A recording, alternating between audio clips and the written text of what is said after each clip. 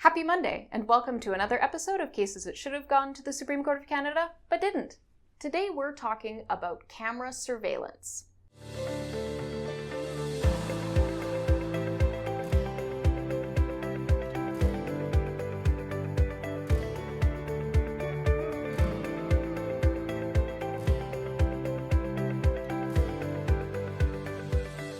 Cases that should have gone to the Supreme Court of Canada, but didn't.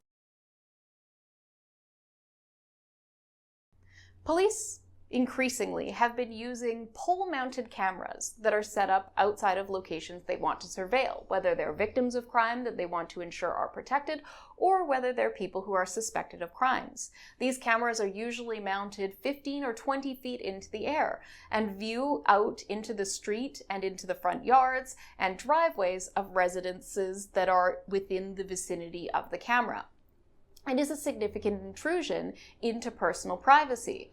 But the question is whether or not police need warrants for this, and this was the case of Hoang. In Mr. Hoang's case, the court found that a warrant wasn't necessary because everything that the camera was viewing was nevertheless visible from the street.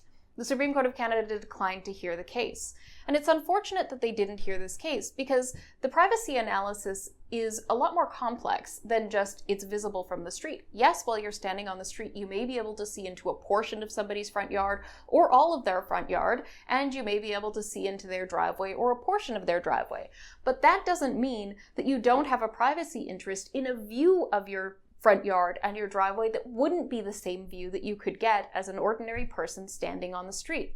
And when the police use increasing technology measures to get better pictures of things that you can't view with the naked eye, that's when they start to intrude upon private spaces. This is especially so because these cameras also do permit viewing into backyards and viewing into windows that might not otherwise be visible from the street. So these cameras do represent a significant intrusion into personal privacy, and this really wasn't fully fleshed out in a way that balances the privacy interest that is protected under Section 8 of the Charter in a way that also considers the need for police to be able to effectively conduct investigations and the diminished expectation of privacy in places that are visible from the street.